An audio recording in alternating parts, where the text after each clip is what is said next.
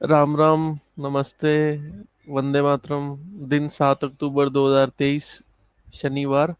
व्याख्यान नंबर 225 225। स्वसमृत परिवार के ग्रुप वॉइस चैट में आपका स्वागत है। वैद्य जी का बहुत बहुत अभिनंदन। वैद्य निर्माण क्रांति, चिकित्सा क्रांति में स्वागत आप सबका। और इस ऑडियो को शेयर करें, सुने सुनाएं। और विषय के बारे में आपको बताएंगे दीपक भाई। वंदे मातरम।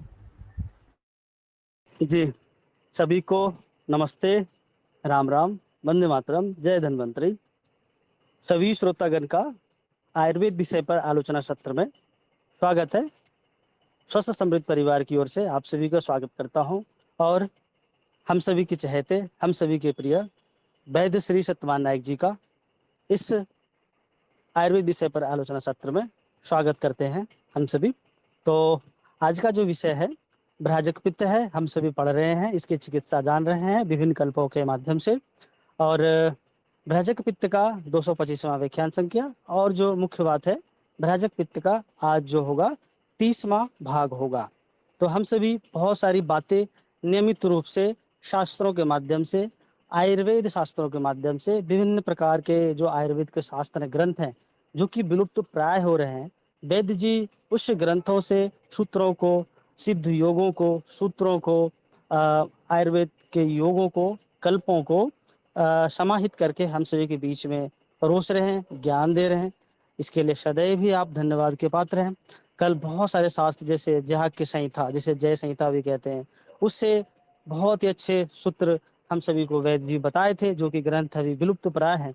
इस पे हम सभी को काम भी करना चाहिए। जो विद्वान जन हैं, जो खोजी बंधु भाई बहन हैं, शास्त्रों को ढूंढना भी चाहिए कि शास्त्र विलुप्त प्राय हो रहे हैं, तो इसको हम कैसे बचाएं, कैसे ढूंढें। इस पे काम हमें करना चाहिए। तो उसी तरह से जैक संहिता के साथ साथ चक्रदत्त, बृहत निघंटु रत्नाकर, ऐसे बहुत सारे शास्त्र थे, योग रत्नाकर, इन सारे ग्रंथों के माध्यम से कल वैद्य जी ने हम सभी को भ्राजक पित्त की चिकित्सा आदि के बारे में बहुत सारे योग बताए थे।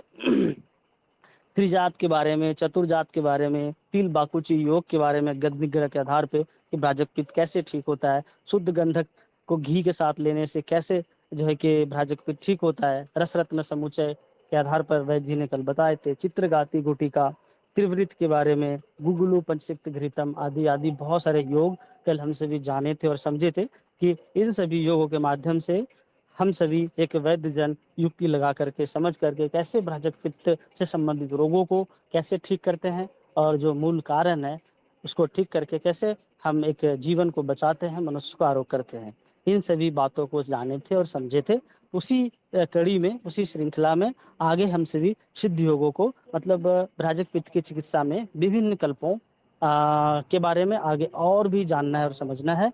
तो हम सभी जाने और समझे, इस ज्ञान को और में बांटिएगा, वैद्य जनों के बीच में साझा करिए, इसका प्रयोग करिए और मानव जीवन को बचाइए। तो मैं वैद्य जी से का स्वागत करता हूं और मैं वैद्य जी से निवेदन करूंगा कि मानव हित, राष्ट्र हित, समाज हित के लिए, आयुर्वेद हित के लिए, लोक कल्याण के लिए आयुर्वेद का ज्ञान दीजिए, जिससे कि इस विद्या को प्राप्त करते करते मानव जीवन एक समय अंतिम लक्ष्य को प्राप्त करे। नमस्ते, धन्यवाद, धन्यवाद। आप सभी का हृदय से बहुत बहुत धन्यवाद और स्वागत है। सर्वप्रथम माता पिता के चरणों में, श्री गुरु के श्री चरणों में तथा आयुर्वेद के जन भगवान धन्वंतरि जी को नमन करते हुए चर्चा को आगे बढ़ाते हैं। सर्वप्रथम वेदोक्त मंत्र से परमेश्वर जी की स्तुति करते हैं। तो आज का जो स्तुति है, इंद्र परमेश्वर तथा स्पर्शवान वायु की स्तुति करने के लिए यहाँ पे प्रेरित करते हैं। ऋग्वेद के प्रथम मंडल के पंचम सूक्त के तृतीय और चतुर्थ मंत्र है।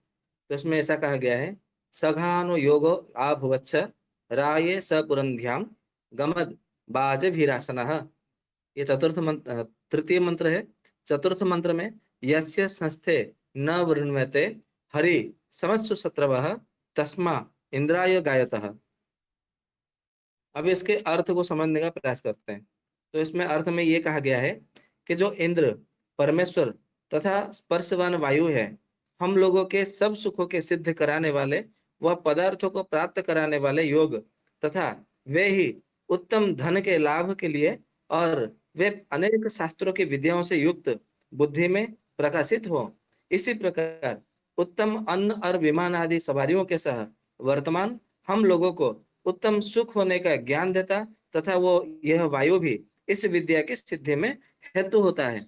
इस प्रकार से यहाँ पे कहा गया है। परंतु इसको यदि हम भावार्थ को यदि समझने का प्रयास करेंगे, इसके गूढ़ अर्थ को समझने का प्रयास करेंगे, तो इसमें ये कहा गया है कि उत्तम धन के लाभ के लिए अनेक शास्त्रों की विद्याओं से युक्त बुद्धि में प्रकाशित हो, मतलब किसी एक शास्त्र नहीं, अनेक शास्त्रों की विद्याओं से युक्त बुद्धि में प्रकाशित हो, और साथ में उत्तम धन के लाभ के लिए, और साथ में ये कहा गया है उत्तम अन्न और विमान आदि सवारियों के सह वर्तमान में हम लोगों को उत्तम सुख होने का ज्ञान देते हो। तो इसका यदि हम अर्थ समझते हैं, तो एक प्रकार से जो है ये कहा गया है कि सबको उद्योगी होना है, क्योंकि अनेक शास्त्रों की विद्या आपको तभी मिल सकती है जब आप जिज्ञासु बनेंगे। और अन्न उत्तम उत्तम विमान आदि सवारियों के साथ आपको उत्तम सुख तभी आपको प्राप्त हो सकता है जब जो है आप धनवान बनेंगे, क्योंकि धनवानों के वहां ही उत्तम उत्तम विमान उत्तम सवारियां होती है। जैसे आज के समय में, वर्तमान के समय में देखेंगे तो क्या बोलते हैं, मर्सिडीज, ऑडी, वो सब मतलब बोलते हैं फोर व्हीलर कार होती है। तो उत्तम उत्तम सवारी, उत्तम उत्तम यान विमान है, तो कोई दरिद्र के पास में थोड़ी हो सकता है। तो यदि हम देखते हैं कि सबसे पहले आपको धर्म प्राप्त करना है, फिर उसके बाद में अर्थ प्राप्त करनी है, तब जाके अगर आपको जो है काम प्राप्त होगी, और तब जब धर्म अर्थ काम ये तीनों की जब आपूर्ति हो जाएगी, तभी जो है आप मोक्ष के अधिकारी बनेंगे। इस विषय में यदि हम थोड़ा सा आयुर्वेद का इसमें मिलाएंगे, या तो आध्यात्म शास्त्र का थोड़ा सा सूत्र इसमें मिलाएंगे, तो जितने सारे जो ध्यान करने वाले होते हैं, जो समाधि करने वाले होते हैं, या तो वो त्यागी होते हैं या तो वो भोगी होते हैं। आप बोलेंगे त्यागी तो समझ में आता है, लेकिन समाधि में लीन हो सकता है। भोगी, जब तक वो भोग से विरक्त नहीं हो जाता है, तब तक उसमें वैराग्य भाव नहीं आ सकता। और ये भोग तब तक नहीं हो सकता जब तक वो धनवान नहीं बन सकता। जैसे मान लीजिए कि आपके घर में किसी ने मतलब कहते हैं ना कि अन्न चिंता चमत्कार है। संसार में चमत्कार यदि कुछ है, तो सबसे बड़ा चमत्कार ये है कि अन्न चिंता है।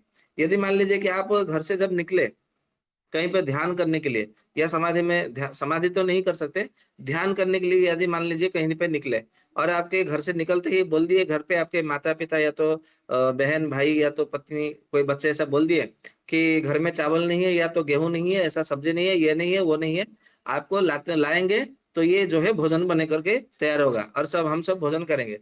तो आप एक बार जाके देखिए उसको, यदि आपने हृदयंगम किया, उसके बाद को अपने हृदय में धारण किया कि घर में चावल दाल या तो सब्जी नहीं है, और मैं लाऊंगा तभी जो है भोजन बनेगा, ये आपको इसको समझना है। फिर आप जाओगे, मतलब ध्यान में केंद्रित होना है।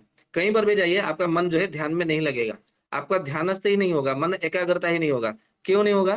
क्योंकि कहते हैं ना कि अन्न चिंता चमत्कार, सबसे बड़ी संसार में सबसे बड़ी चमत्कार कोई चीज है तो ये अन्न की चिंता है। धन की चिंता कभी कोई चमत्कार नहीं करती, परंतु अन्न की चिंता बड़े से बड़े चमत्कार दिखा देती है। इतना चमत्कार तो आपको कहीं पर भी जो है ये ऐसा चमत्कार देखने को नहीं मिलेगा, पूरे ब्रह्मांड में, विश्व, पूरे सृष्टि में। तो यहाँ पे यही कहा गया है कि आपको उद्योगी होना है, आपको पुरुषार्थ करना है, आपको कर्म करना है। जो जो कर्म करते हैं, उद्योगी करते हैं, उन्हीं को जो है ईश्वर पर पुरुषार्थी मनुष्य का मतलब सहायता करते हैं, सहायकारी होते हैं। आलसी के और जो सुनने वाले होते हैं उनको कभी वो साथ नहीं देते, सहायता नहीं करते।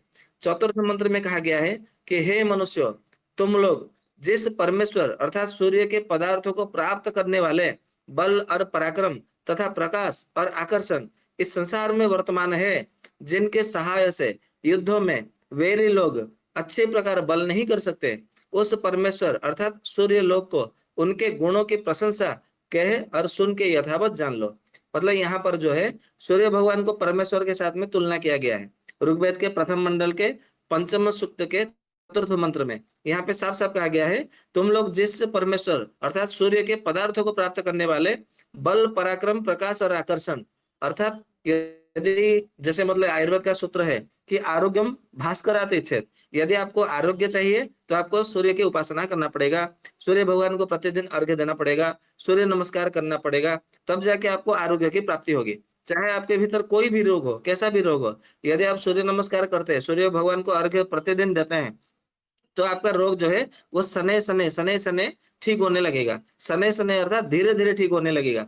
इसी बात को यहाँ पर मतलब ऋग्वेद में भी कहा गया है कि परमेश्वर अर्थात सूर्य के पदार्थों को प्राप्त करने वाले बल पराक्रम, प्रकाश और आकर्षण। मतलब सूर्य भगवान के पास में 4 पदार्थ है। एक है बल है, तो आपको बल तो चाहिए, क्योंकि जिसके पास बल नहीं होता वो दुर्बल हो जाता है। तो दुर्बल मनुष्य का कौन सराहना करता है, कौन उसको मतलब इतना मतलब सम्मान देता है, आदर करता है? कोई नहीं करता। तो बल तो चाहिए ही चाहिए। फिर उसके बाद में दूसरा क्या चाहिए? तो पराक्रम चाहिए।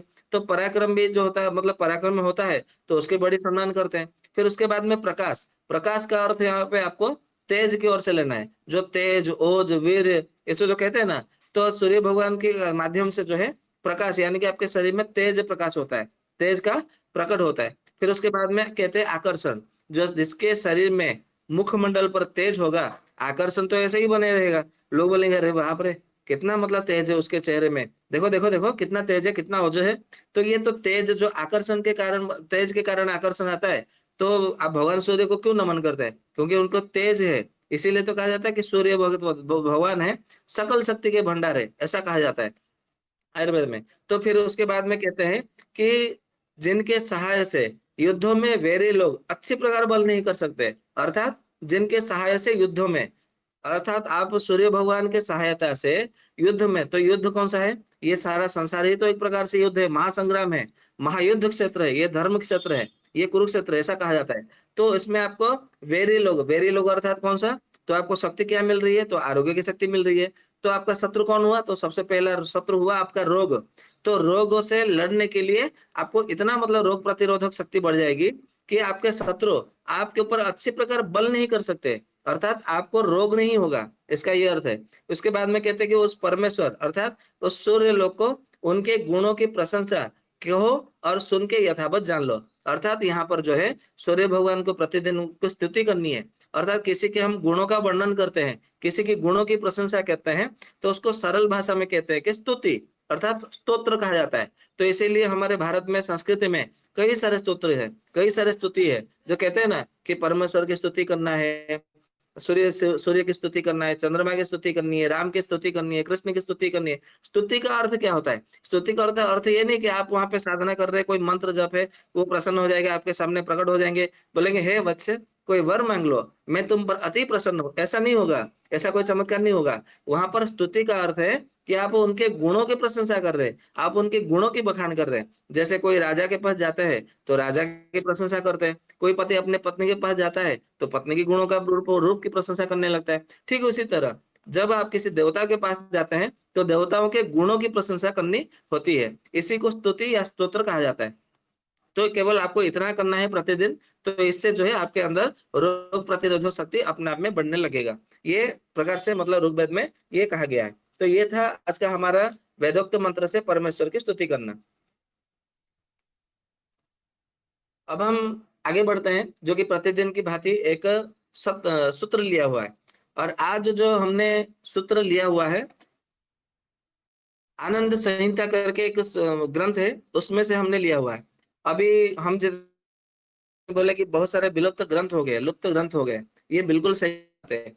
क्योंकि ये जो सारे जो हम ग्रंथों के जो हम बता रहे हैं, ये ग्रंथ आपको कहीं पर मिलेगा भी नहीं, क्योंकि ये ग्रंथ है ही नहीं, वर्तमान में उपलब्ध ही नहीं है। ये एकदम से लुप्त हो गया है, विलुप्त हो गया है, इसीलिए नहीं मिल रहा है, ये दुर्लभ ग्रंथ है। फिर भी आप बोलेंगे कि फिर दुर्लभ है तो फिर आपके पास कहाँ से आया? ये तो हमारे गुरु जी की कृपा से, जो उन्होंने मतलब हमको बोल दिया था, तो हमारे पास उपलब्ध है, तो हम आपके सामने उपस्थापना कर रहे हैं।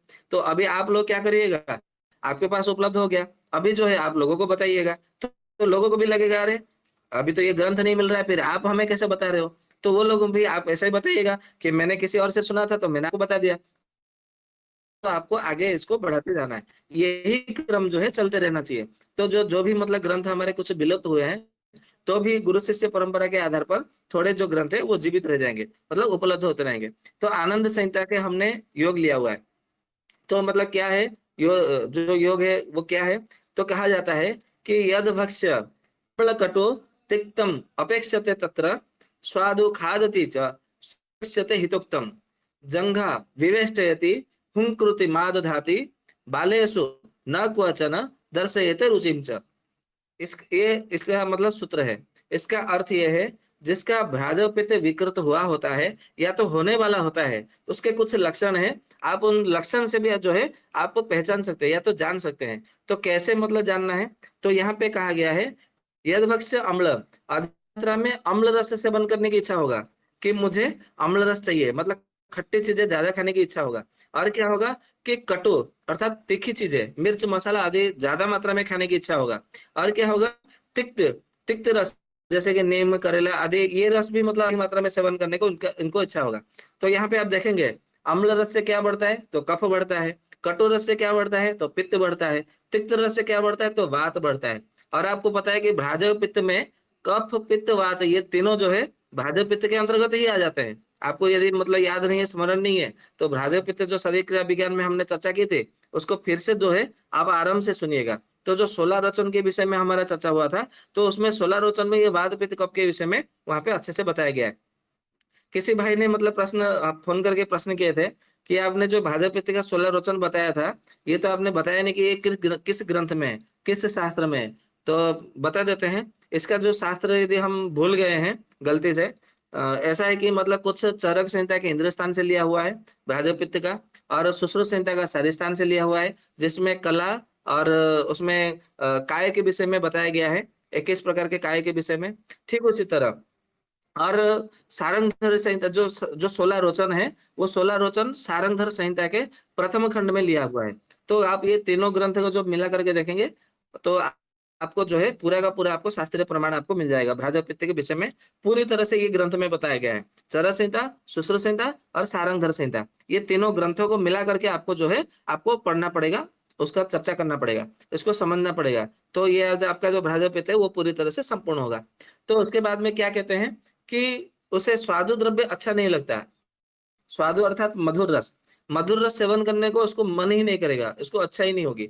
उसके बाद में क्या है कि पथ्यकर खाद्यों को द्वेष करता है। पथ्यकर अर्थात उसको जो भी मतलब यदि मान लीजिए कि उसका स्नायु दुर्बलता है, मतलब राजय पित्त के कारण उसको स्नायु में दुर्बलता आ गई है, तो स्नायु दुर्बलता में क्या करना है, उसको तिक्त रस, कटु रस, कषाय रस से सेवन करने के लिए मना किया जाता है। मधुर रस अधिक मात्रा में सेवन करने के लिए दिया जाता है। और साथ में कुछ स्नेहन द्रव्य दिया जाता है, जैसे एरन तेल है, घी है, या तो अन्य अन्य औषधियां है। और बृहत असंदि तेल से स्नेहन यानी कि अभ्यंग करने के लिए कहा जाता है, बस्ती देने के लिए दिया जाता है। परंतु उसको बस्ती देंगे ना तो उसको बोलेगा यार मुझे ठंड लगता है, मुझे मालिश मत करो, मुझे सर्दी हो जाती है, या तो मुझे ठंड लगने लगती है। या तो आप बोलेंगे कि इसको घी पियो, अरे नहीं मुझे तो घी के ही मतलब ऐसा उल्टी उल्टी आने लगता है। और यदि आप बोलेंगे कि एरंड तेल पियो, अरे एरंड का तो तेल से उसके गंध से ही मुझे मतलब एलर्जी जैसे होने लगता है, मैं पी नहीं पाऊंगा, और कोई मतलब उपाय बताओ। तो ये सब जब आपको देखने को लगेगा, मतलब ये खाद्यों के प्रति, औषधि के प्रति, पथ्य के प्रति द्वेष भाव जगने लगेगा, तो समझ लीजिएगा कि उसका भ्राजो पित्त भी विकृत हुआ है, या तो भ्राजो पित्त ही विकृत हुआ है, ऐसा है। फिर उसके बाद में क्या है कि ऐसा उसको लगेगा जंघा विवष्टयति, जंघा विवष्टयति यानी कि इसको जो जंघा है जिसको पिंडलियां बोलते हैं, पिंडलियों में दर्द होने लगेगा। या तो पिंडली मतलब एक पैर को दूसरे पैर के ऊपर उठा करके रखेंगे तो उसको पैरों में या तो पिंडलियों में दर्द होने लगेगा, थोड़ा सा ऐंठन होने लगेगा। तो आपको यदि ऐंठन होने लगे पिंडलियों में, तो समझ जाना है उसका भ्राजक पित्त विकृत हो रहा है। फिर उसके बाद में ये होगा कि हुंकृति माद धाति, हुंकृति माद धाति यानी कि उसके जो कंठ से मतलब थोड़ी थोड़ी बात करते समय, मतलब ऐसा बात करते ऐसा मतलब ये हुंकृत, इसको हुंकृति माद धाति का मतलब इसका अर्थ होता है हुंकृति। हुंकृति यानी कि आप लोगों ने देखा होगा गांव की तरफ जो बंदर होते हैं, एक पेड़ से दूसरे पेड़ जब छलांग लगाते हैं तो करके मतलब छलांग लगाते हैं। तो यहाँ पे उसी बात को लेकर के कहा गया कि हुम कृति आदत मादत आती, मतलब वो हुम कृति मतलब करता रहेगा, और बात बात में अपने गले का मतलब गले को कफ का जो गले का जो कफ है उसको साफ करता रहेगा, जैसे मतलब ये ऐसे ही प्रकार के आपको आवाज मतलब निकलता रहेगा। तो आपको समझ विकृत है। उसके बाद में क्या कहेंगे कि बालेषु न क्वचनम दर्शयति रुचिम च, अर्थात इसका अर्थ ये है कि कभी कभी बच्चों के प्रति उसके मन में तो है थोड़ा सा न क्वचन, मतलब कभी कभी उसका बच्चों के प्रति मन जो है थोड़ा सा क्या बोलते हैं, मतलब मन नहीं लगेगा उसका बच्चों में, मतलब बच्चों के प्रति उसका मन में प्रेम भाव नहीं होगा, स्नेह भाव नहीं होगा।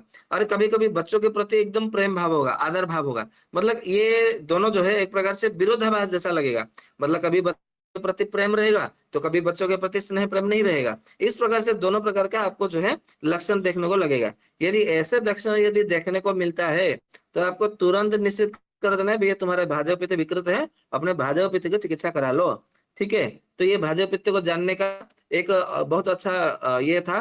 तो ग्रंथ का नाम है आनंद संहिता। आशा करते हैं आप लोग को मतलब थोड़ा जो है कुछ सहायक सिद्ध होगा। तो ये था हमारा सूत्र।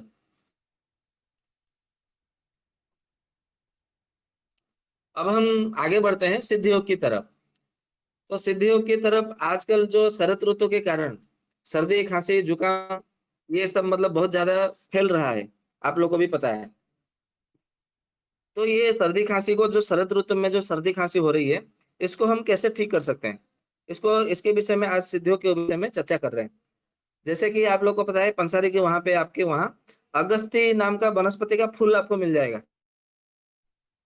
अगस्ती का बीज, अगस्ती का पत्ते का चूर्ण, अगस्ती का फूलन और अगस्ती का छाल, ऐसे सब मतलब मिल जाता है। तो अगस्ती का जो फूल है, सूखा हुआ फूल, अगस्ती का पत्ते का सूखा हुआ पत्ते का चूर्ण, दोनों में से आधा आधा चम्मच लीजिए और 2 कप पानी में उसको उबालिए। जब 1 कप बचे तो उसको छान करके पी लेना है, काढ़ा बना करके। केवल आप इसको ही सेवन करते हैं तो सर्दी खांसी बुखार में वर्तमान के समय में जो आवाज बढ़ जाता है या तो गले में दर्द होता है, उसमें रामबाण की तरह आपको परिणाम मिलता है। तो ये बहुत अच्छा प्रयोग है। उसके बाद में ये है कि यदि आपको मान लीजिए कि आप बोलेंगे कि नहीं हमारे यहाँ तो अगस्ती फूल नहीं है, अगस्ती का बहुत सारा पेड़ पौधा है। तो आपको यदि ऐसा है तो अगस्ती का पत्ते का लीजिए और पत्ते का लेकर के उसके रस जो है आपको हाथों में घिस लेना है। थोड़ा सा हाथ में लेकर के दोनों हाथों में घिस लेना है ऐसे, और घिस करके जो है उसको दोनों हाथों में मतलब डाल करके घिस लेना है। और उसके बाद में जो है उसमें अमृत धारा 1-2 बूंद डाल करके आपको पूरा सूंघना है, पूरा आघ्राण करना है। जितना आप लंबी सांस खींचते हुए आप आघ्राण कर सकते हैं, तो उसमें बहुत अच्छा आपको परिणाम मिलेगा। ठीक उसी तरह कभी कभी शरद ऋतु के बढ़ जाने के कारण मतलब शरद ऋतु में ऐसा भी होता है कि सर्दी भी होती है, खांसी भी होती है, जुकाम भी होती है, नाक बंद भी होता है, गला में भी दर्द होता है, सर में भी दर्द होता है, चक्कर भी आने लगता है, पूरे शरीर में भी दर्द बना रहता है, बदन दर्द जिसको बोलते हैं। तो ऐसे भी मतलब दर्द बना रहता है। तो ऐसे में क्या करना है, हरितकी का चूर्ण लेना है। ध्यान से सुनिएगा, केवल हरितकी का चूर्ण, दूसरा कुछ नहीं है। हरितकी 7 प्रकार की होती है, कोई भी आपको हरितकी मिलेगा तो चलेगा। तो हरितकी का आपको चूर्ण लेना है। कितनी मात्रा में लेनी है, तो 2 तोले की मात्रा में आपको हरितकी का चूर्ण लेना है। और उसमें जो है 8 तोला आपको शहद उसमें मिलानी है। तो कितना हो जाएगा, 10 तोला हो जाएगा। 2 तोला आपका हरितकी का चूर्ण, 8 तोला उसमें आपको सेंधा नमक बोल रहा हूँ, शहद मिलाना है। तो ये 10 तोला हो जाएगा। ये 10 तोले को एक दिन में आपको एक एक घंटे के मतलब अंतराल में छोड़ छोड़ करके, एक एक होरे में आपको अंतराल में दे करके एक एक तोले की मात्रा में इसको सेवन करना है। तो आप देखेंगे कि बहुत अच्छा रामायण की तरह प्रयोग होता है। एक ही दिन में सर्दी खांसी बुखार बदन दर्द सर दर्द दर्द गले का बैठना सब कुछ गायब है एक ही दिन में। ये बहुत अच्छा चमत्कार के जैसा आपको परिणाम मिलेगा। और ये इसका जो ये जो प्रयोग है, हमने हरितकी के ऊपर जब मतलब बताया था, तो उसके ऊपर भी मतलब हमने इसका प्रयोग भी बता दिया था। तो ये बहुत अच्छा प्रयोग है रामबाण की तरह, आप इसको करिएगा। ठीक उसी तरह एक होता है पित्त पापड़ा। वर्तमान के समय में आपको पता है कि शरद ऋतु में पित्त बहुत ज्यादा बढ़ जाता है। और पित्त पापड़ा तो हर मतलब जगह पे आपको जमीन पे ये दिखता ही दिखता है, मिल जाता ही मिल जाता है। तो धान के खेते में देखेंगे तो पित्त पापड़ा मिलेगा, गेहूं के खेते में देखेंगे तो भी बथुआ भी मिलता है और पित्त पापड़ा भी मिल जाता है। तो बाजरे के खेती में, ज्वार की खेती में, मक्के की खेती में, यदि कोदो करते तो कोदो के भी खेती में आपको जो है ये पित्त पापड़ा आपको देखने को मिल जाता है। तो यही पित्त पापड़ा को आपको लेना है। कम से कम मतलब जो है 2 तोले की मात्रा में लीजिएगा। और 2 तोले की मात्रा में लेकर के इसको जो है आधा सेर पानी में उसको मतलब उबालना है। तो आधा सेर पानी में उबाल करके जब उसमें से केवल आधा बचे तो उसको छान करके आपको पी लेना है, हल्का हल्का गुनगुना। तो ये पित्त को समन करके बहुत अच्छा परिणाम देता है कि सर्दी खांसी जुकाम को भी ये ठीक कर देता है, बुखार को भी ठीक कर देता है, अदर बदन दर्द को भी ये पूरी तरह से ठीक कर देता है। और एक योग है जो काला जीरा होता है।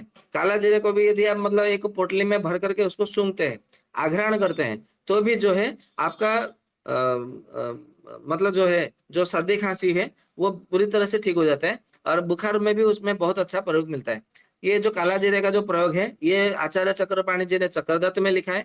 और जो जितने सारे योग हमने बताए वो सारे के सारे जो है धन्वंतरी निघंटु है और धन्वंतरी संहिता में बताया गया है। ये सारा का सारा शास्त्रीय योग है। तो आप यदि प्रयोग करेंगे तो निश्चित रूप से आपको परिणाम मिलेगा। तो आप इसको प्रयोग में कर सकते हैं, निश्चित रूप से आपको अच्छा रहेगा। ठीक है। तो ये था आज का हमारा मतलब सिद्ध योग। अब हम चर्चा को आगे बढ़ाते हैं। जैसे कि आपको पता है कि अभी हमारा भ्राजक पित्त के ऊपर चर्चा चल रहा था। तो भ्राजक पित्त को चर्चा को आगे बढ़ाने से पहले एक प्रश्न आप लोगों के मतलब सामने रखना चाहूंगा कि जो अभी भ्राजक पित्त को लेकर के हम जो इतने सारे योग अभी बता रहे हैं, इसको किसी को विरक्त तो नहीं लग रहा है? बिल्कुल नहीं वैद्य जी। बिल्कुल नहीं, आपको ही नहीं लग रहा है या किसी को भी नहीं लग रहा है? नहीं आप तो नहीं। बोलेंगे कि मुझे विरक्त नहीं नहीं लग वैसे रहा है। नहीं, नहीं लग रहा है वैद्य जी। नहीं लग रहा है? ऐसा तो नहीं कि अरे क्या खाली औषधि औषधि औषधि औषधि। नहीं तो वो किडनी फेलियर में भी वृक्क निष्क्रियता में ऐसे ही बताए थे, तो ये भी चलता रहा है, ये तो रेलगाड़ी की तरह चल रहा है, ऐसा तो नहीं है? आप गाड़ी को जैसे चलाना चाहें, मेरा कहने का मतलब है आप गाड़ी को जैसे चलाना चाहे और वैसे चलेंगे और पीछे जो बोगी है वैसे ही जाएंगे। ये इंजन अच्छा। का। वैद्य जी आप लोको पायलट हैं। अभी वैसे अभी विरक्त नहीं लग रहा है, बिल्कुल जैसा आप चलाना चाहें से चलाओ, कोई दिक्कत नहीं है, बढ़िया चल रहा है। वैद्य जी नहीं आप लोको जरूर। पायलट हैं, आप जैसे चलाना चाहें चलाइए। हम नहीं तीसरे ऐसा के है रेल के डब्बे हैं। नहीं नहीं, हमारा कहने का अर्थ है, यदि आप लोग को विरक्त लगेगा तो मैं उसको विरक्त मतलब संक्षिप्त कर लूंगा। यदि विरक्त नहीं लग रहा है तो उसको विस्तार से ही चर्चा करेंगे जैसे कर रहे हैं। नहीं नहीं, बहुत बढ़िया है। ठीक है, तो फिर चर्चा को फिर आगे बढ़ाते हैं, देर किस बात की। तो आज सबसे पहले लेते हैं बृहत निघंटु रत्नाकर से योग लिया है हमने सबसे पहले। तो क्या मतलब ग्रंथ का नाम है, इसको जो है आप ग्रंथि रोग की चिकित्सा में आप देखेंगे तो इसका विषय में वर्णन है, ग्रंथि रोग की चिकित्सा में। और इसका मतलब योग का नाम है गदादि लेप, ये लेपन करने के लिए बताया गया है। तो क्या योग है, तो उसमें कहा गया है कि कूठ लेना है, जो कूठ नाम का जो वनस्पति होता है, यहाँ पे कूठ लेना है, और आग का दूध लेना है, हरताल लेना है, और जयपाल लेना है। ये सब सबको बराबर बराबर मात्रा में लेकर के, यदि आपको किसी में भ्राजक पित्त के कारण यदि शरीर में कहीं पे फोड़ा फंसी है तो उसमें भी लगा सकते हैं। यदि भ्राजक पित्त विकृत होने के कारण यदि किसी को स्नायु दुर्बलता है, यदि दर्द हो रहा है, तो आप उसमें भी लगा सकते हैं, परंतु ध्यान रहे पतला पतला लगाना है। और इसको जैसे ही आपको लगा दिया तो लगभग एक पहर के बाद में उसको निकाल लेना है, मतलब उसको उसमें पानी डाल करके उसको धो लेना है। और उसके तुरंत बाद जो है नारियल तेल जो है वहां पे लगा लेना है, या तो यदि सतत हो तो घृत है तो बहुत अच्छा, नहीं तो फिर आप जो घी है वो घी भी आप उसमें लगा सकते हैं। तीनों में से आप कोई भी प्रयोग आप एक कर सकते हैं, उसमें कोई दिक्कत नहीं है। तो ये बहुत अच्छा इसमें प्रयोग मिलता है। ठीक उसी तरह और एक ग्रंथ ग्रंथ है, ग्रंथ का नाम है रसेंद्र चिंतामणि, ये रस शास्त्र के अंतर्गत आता है। तो उसमें नवम अध्याय में एक योग बताया है, और औषधि का नाम है, योग का नाम है गंधकादि लेप। और गंधकादि लेप के विषय में आपको बता दूं, गंधकादि लेप बृहत निघंटु रत्नाकर में भी है, बृंद माधव में भी है, वंग संहिता में भी है, योग रत्नाकर में भी है, और इसमें गद निग्रह में भी है। और उसके साथ में गद निग्रह हो गया, योग रत्नाकर हो गया, रसेंद्र चिंतामणि में भी है। ठीक है, और बृहत योग तरंगिणी में भी है। और ऐसे करके गंध का जो लेप है उसमें कई सारे ऐसे योग आपको मतलब देखने को मिलेगा। तो इसमें से जो हमने जो लिया हुआ है, कौन सा वाला लिया है, तो रसेंद्र चिंतामणि वाला हमने गंध का लेप को मतलब यहाँ पे लिया है। तो रसेंद्र चिंतामणि का जो नवम अध्याय में बताया गया है, तो क्या करना है, गंधक और मूलिका खार जो होते हैं ना, जैसे अपमार्ग क्षार, मूलिका क्षार, जो खार, सज्जी खार, ऐसे जो खार कई सारे मतलब होते हैं। आप जिस भी जैसे अपमार्ग क्षार होता है, तिल का क्षार होता है, पलाश का क्षार होता है, तिंतरी क्षार होता है, पिपल का क्षार होता है, बरगद का क्षार होता है, वटखार जैसो बोलते हैं। तो आप हर किसी का भी आप ऐसे क्षार बना सकते हैं। तो मूलिका की भी आपको मतलब क्षार बनाना है, गंधक और मूली के क्षार को दोनों को बराबर बराबर मात्रा में लेकर के मिलाना है। और एक दिन यानी कि लगभग 3 पहर तक अदरक के रस में आपको घोटना है। और अदरक के रस में घोट करके जो है इसका आपका औषधि बन करके तैयार हो जाएगा। तो इसके किसी चौड़े वाले शीशी में आपको भर के रखना है। जहां जहां आपको यदि भ्राजक पित्त विकृत के होने के कारण यदि कंडरों में समस्या हो, और या तो फिर आपको ऐसा लगे कि कलाओं में समस्या हो, या तो फिर आपको उपधातुओं में समस्या हो, या तो फिर मल जो धातुओं के जो मल होते हैं वहां पर समस्या हो, तो आपको पूरे शरीर में इसका जो है लेप लगा देना है। और इसको आधे घंटे के बाद में जब ये सूख जाएगा तो आपको स्नान कर लेना है। ये आपको ध्यान में रखना है, इसको लेप लगाना है। जैसे ही ये सूख जाएगा तुरंत आपको जो है स्नान करने है, नहीं तो फिर क्या होगा, आपके शरीर में पूरा खुजली खुजली हो जाएगी, और पूरा एकदम मतलब जो आप खुजलाने लगेंगे तो खून बहने लगेगा। फिर आप बोलेंगे अरे ये क्या योग बता दिया, ये तो मैं तो पहले से बहुत अच्छा था, अभी तो इसको योग लेकर के मैं और बीमार पड़ गया। उसके मन में फिर ये भाव ना आ जाए। तो आपको ये सबसे पहले देखना है, जैसे ही सूख जाए मतलब इसको स्नान करने से पहले लगभग आधे घंटे पहले इसको जो है आपको इसको प्रयोग में लेना है। तो ये बहुत अच्छा प्रयोग है। ठीक उसी तरह योग रत्नाकर में भी एक योग बताया गया है जो कि कुष्ठ रोगाधिकार में बताया गया है, कुष्ठ रोग चिकित्सा के अंतर्गत। तो औषधि का मतलब नाम है वही है, गंधकादि लेप है। तो यहाँ पे क्या क्या बताया गया है, गंधक लेना है, शुद्ध गंधक, वायुवेदंग लेना है, चित्रा का मूल का छाल लेना है, शुद्ध भल्लातक लेना है, दंती मूल लेना है, अमलतास का गोंद लेना है, नीम का छाल लेना है। और इसको जो है चावल का जो मांड होता है, जैसे तंडुलोदक कहा जाता है, तंडुलोदक चावल का मांड ऐसे कहा जाता है। तो उसके चावल के मांड के साथ में इसको पीस करके पूरे शरीर में लेप लगाना है। और जैसे ही सूख जाएगा आपको जो है तुरंत स्नान कर लेना है। तो इससे भी जो है आपका भ्राजक पित्त जो विकृत हुआ होगा तो वो बहुत अच्छा परिणाम मतलब देता है। तो आप इसको जो है आप इसमें प्रयोग में ले सकते हैं। उसके बाद में जो है बृहत योग तरंगिणी में 120 तरंग में एक योग बताया गया है जिसका नाम है गंध पाषाण लेप। तो गंध पाषाण लेप मतलब क्या किया गया है, तो ये सब मतलब गंध का ही मैंने बहुत सारा मतलब योग जब निकाला तो कम से कम 164 योग निकले केवल गंधक के। तो मैं आश्चर्य में पड़ गया, केवल गंधक का योग। मैं आपको लोग बता रहा हूँ जितने सारे मतलब ग्रंथ थे, रसरत्न समुच्चय, सारंगधर संहिता आदि, जो योग रत्नाकर, बृहत निघंट रत्नाकर, योग चिंतामणि, रसंत चिंतामणि और बृंद माधव, ऐसे जो करके जो जितने सारे ग्रंथ थे, वंग संहिता आदि जो जितने सारे, उसमें से जब मैंने केवल गंध के योग खोज खोज कर निकाला तो 164 योग बन करके निकल करके आ गए। तो उसमें से जो जो भ्राजक पित्त के ऊपर काम करता है उसमें से मैं आप लोग को मतलब बता रहा हूँ। तो उसमें एक औषधि है गंध पाषाण लेप, और ये बृहत योग तरंगिणी में बताया गया है। तो क्या बताया गया है कि वही है जो कल हमने चर्चा किया था, परंतु कल हमने मतलब ये कहा था कि उसको गंधक को जो है शुद्ध गंधक को कटु तेल में यानी कि मतलब सरसों के तेल में मिला करके आपको लेप भी लगाना है और खाना भी है, ये हमने बताया था। परंतु आज यहाँ पे कहा है बृहत योग तरंगिणी में कहा है कि केवल शुद्ध गंधक को कटु तेल में मिला करके मतलब सरसों के तेल में मिला करके कम से कम 7 दिन तक आपको ऐसे ही छोड़ देना है। यहाँ पे थोड़ा योग को बदल करके मतलब उन्होंने बताया है, इसलिए हमने आज इसको अलग से आप लोगों को बता रहे हैं। 7 दिन तक जो है आपको छोड़ देना है, आपको कुछ नहीं करना है, उसमें घोल करके छोड़ देना है। 8वें दिन जो है उसको लाना है और उसको पूरे शरीर में आपको धीरे धीरे करके आपको मलना है। मलना है मतलब थोड़ा सा मालिश जैसे हम करते हैं वैसे ही आपको मतलब करना है। तो ये बहुत अच्छा परिणाम देता है। ठीक उसी तरह ग्रंथ का नाम है राज मार्तंड। तो राज मार्तंड में भी बहुत अच्छा योग है। तो औषधि का मतलब योग है गिरिकर्णी मूल लेप, ये औषधि का नाम है। तो क्या है मतलब जो एक मतलब होता है जैसे कि मतलब अद्रिकर्ण करके ना मतलब संस्कृत में उसका नाम है अद्रिकर्ण, जैसे गिरिकर्णी का भी मतलब कहा जाता है। अरे गिरिकर्णी का क्या है, तो गिरिकर्णी का कोई और नहीं है, जैसे गोरख मुंडी कहते हैं उसे ही गिरिकर्णी का कहा जाता है संस्कृत में। तो उसके जड़ मतलब लाना है खोद करके। अभी तो आप लोग को बरसात हुआ है, शरद ऋतु में चारों ओर मिल जाएगा। ये लगभग फाल्गुन चैत्र महीने तक आपको चारों ओर मिल जाएगा।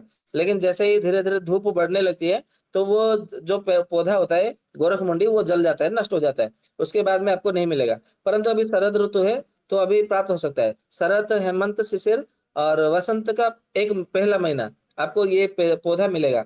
तो इसके इसके जड़ को मतलब गोरखमुंडी के जड़ को पानी में पीस करके आपको लगाना है। तो इसको यदि लगाना है तो कितने दिन लगाना है, तो कहते हैं कि 1 महीने तक जो है आपको इसको लगाना है। तो 1 महीने तक यदि लगाते हैं तो निश्चित रूप से आपको बहुत अच्छा ये परिणाम देता है। ठीक उसी तरह और एक ग्रंथ का नाम है जिसका नाम है वामदेव संहिता। ये वामदेव संहिता के विषय में हमने पहले भी चर्चा किए थे कि कुलगुरु जो वशिष्ठ है, महर्षि वशिष्ठ जो रामायण काल में उनके परम मित्र है महर्षि वामदेव, और इन्होंने ही वामदेव संहिता नाम का एक ग्रंथ लिखा है जो कि आयुर्वेद के चिकित्सीय ग्रंथ है। तो उसमें कहा है गुगुलादि लेप करके एक योग बताया है।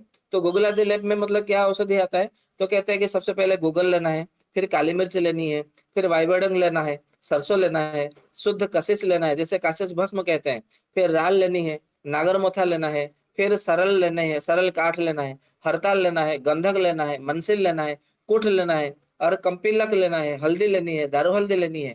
ये सबको बराबर बराबर मात्रा में मिला करके जो चक्रमर्द होता है, चक्रमर्द का तेल, बीज का तेल निकाल करके पास ये इसमें पाताल यंत्र में, तो उसके तेल से जो है उसको भावना देनी है। भावना दे करके इसको लगभग जो है 3 दिन तक इसको घुटाई करनी है। यदि आप बोलेंगे कि अब ये चक्रमर्द का बीज कहाँ खोजने जाएंगे, कहाँ पे हमको मिलेगा, हमको तो नहीं मालूम है, तो उसका विकल्प में इन्होंने कहा है वामदेव जी ने कि यदि चक्रमर्द का बीज का तेल न मिले तो चक्रमर्द का पत्तों का रस से भी आप भावना दे करके आप इसको कर सकते हैं। और इसको मतलब जब आप चक्रमर्द पत्तों का रस से भावना दे करके करेंगे तो उसका गुणवत्ता को वही वाला बढ़ाने के लिए क्या करना है, तो आपको धूप में रखना है 3 दिन तक। तो धूप में 3 दिन तक रखेंगे तो आपका जो है फिर चूर्ण बन करके तैयार हो जाएगा। तो इसको जो है थोड़ा सा पानी मिला करके आपको शरीर में आपको लेप लगाना है, ठीक है। और उसके आप चाहे तो उसका गुड़ का वनस्पति का रस मिला करके भी या तो सहजन का पत्ते का रस मिलाकर भी आप इसको लगा सकते हैं। तो पूरे शरीर में लगाना है और जैसे ही सूख जाएगा, मतलब सूख जाने के बाद में आपको जो है अपने शरीर में फिर इसको मतलब स्नान कर लेना है। तो ये बहुत अच्छा परिणाम देता है। ठीक उसी तरह बृहद निघंटु रत्नाकर में त्वक विकार में मतलब त्वक दोष की चिकित्सा में मतलब बताया गया है। तो औषधि ऐसा है गुंजादि लेप है। तो गुंजादि लेप का मतलब ये है कि आपको जो है चोटली लेनी है, चोटली नाम का एक वनस्पति है वो लेनी है, कुठ लेना है, बच लेना है, नीम का छाल लेना है और जो सफेद अपराजिता है उसको लेनी है, सफेद अपराजिता की जड़ को, ठीक है। उसको पानी में पीस करके लेप करना है। तो इसको यदि लेप करेंगे और इसको लेप करके आपको छोड़ देना है। कब आपको लेप करना है, तो दोपहर के समय में इसको लेप करना है। लेप लगा करके आपको सो जाना है।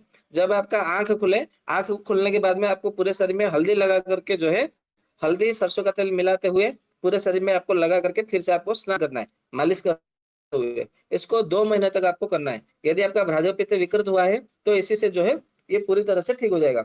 उसके बाद में कहते हैं कि एक और एक मतलब औषधि है। औषधि का नाम है गो सकृदादि लेप। ये गो सकृदादि जो लेप है ये भी बहुत अच्छा मतलब मतलब औषधि का मतलब योग है। तो औषधि का जो ये योग है ये भाव प्रकाश में बताया गया है। भाव प्रकाश में जो बताया गया है ये बहुत अच्छा है। तो क्या क्या है, तो इसमें गोरोचन लेना है। औषध योग का नाम है गोरोचनादि लेप। तो हाँ ये नहीं, गो सकृदादि लेप। गो सकृदादि जो लेप है वो बृहत योग तरंगिणी में बताया है। तो बृहत योग तरंगिणी में जो बताया है इसमें क्या करना है, गो सकृत यानी कि गाय का गोबर है, फिर सेंधा नमक है, हल्दी का चूर्ण है और शहद है। चारों को बराबर मात्रा में मिला करके आपको रखना है। मैं फिर से बता देता हूँ, गाय का गोबर यानी कि यहाँ पे गोमय का भस्म लेना है, गोबर का भस्म, फिर सेंधा नमक लेना है, हल्दी चूर्ण लेना है और शहद लेना है। सबको बराबर मात्रा में आपको लेना है वजन के हिसाब से। लगा करके आपको मतलब मिला करके रख लीजिए। बस इसको अपने शरीर में दिन में 2 बार 3 बार ऐसा मतलब लगाइए। तो जिन जिन का भाजक पित्त मतलब विकृत हुआ है वो पूरी तरह से ठीक हो जाता है। ठीक उसके बाद में ये कहते हैं कि गोरचन आदि लेप जो है भाव प्रकाश में भी बताया गया है मुख रोगाधिकार में। तो क्या कहा है कि गोरचन और काली मिर्च दोनों को बराबर मात्रा में मिला करके समान भाग में पीस करके लगाना है। कहाँ लगाना है, तो चेहरे पर लगाना है। तो चेहरे पर लगाएंगे तो जिनका भ्राजो पित्त विकृत होने के कारण जो निस्तेज हो गए हैं, तेजोहीन हो गए हैं, तो इनका तेज जो है तेज वज वापस मतलब आ जाता है, ऐसा उसमें कहा गया है। तो इसके लिए आप जो है इसका आराम से आप जो है इसका प्रयोग मतलब कर सकते हैं। तो निश्चित रूप से आपका जो मतलब जो चेहरे का जो तेज है वो वापस आ जाएगा। यार ये बहुत मतलब अच्छा योग है, आप इसको मतलब प्रयोग में ले सकते हैं। उसके बाद में एक प्रयोग मतलब बताया गया है और योग का नाम है त्रिफलादि लेप। तो त्रिफलादि जो लेप मतलब कहा गया है, तो त्रिफलादि लेप मतलब किसमें मतलब कौन से मतलब ग्रंथ में है, तो त्रिफलादि लेप ये बृहद निघंटु रत्नाकर में ही है। तो इसमें क्या क्या है, तो त्रिफला लेनी है और नील के पत्ते लेने हैं, लोह का चूर्ण लेना है। यदि लोह का चूर्ण ना मिले तो उसके बदले में आप मंडूर भस्म मिला सकते हैं। और उसके बाद में रसोत लेनी है, सफेद चोटली लेनी है। उसके बाद में हस्ती हाथी दांत का भस्म लेना है, हस्ती दंत भस्म लेना है। उसके बाद में भृंगराज का मतलब जो है चूर्ण लेना है पंचांग का।